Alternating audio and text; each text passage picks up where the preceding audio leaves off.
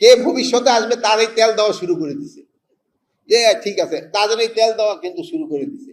আমি বলবো যে আপনারা যে যাদের তেল দেওয়া শুরু করে দিচ্ছেন, যে সময় আবার তারা পাওয়ার আসবে সেই সময় দেখবেন আপনার তেল শেষ হয়ে গেছে, আরেকজনের তেল দিয়ে আগায় গেল গিয়া।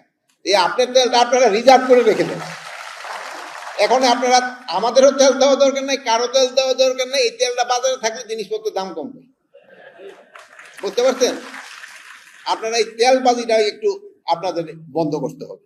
5 ওয়াক্ত নামাজ পড়তে পড়তে কপালে দাগ হয়ে গেছে, আবার ওদিক দিয়ে হারামের পয়সা পকেটে নিতেছি, কোনো লাভ হবে না।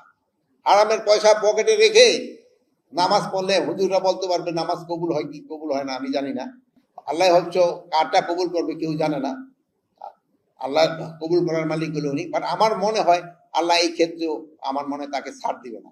আরেকটু হলো, একের পরে কিন্তু অনেক শীর্ষ সন্ত্রাসী কিন্তু জামিন পেয়ে যাচ্ছে, যেহেতু যারা জামিন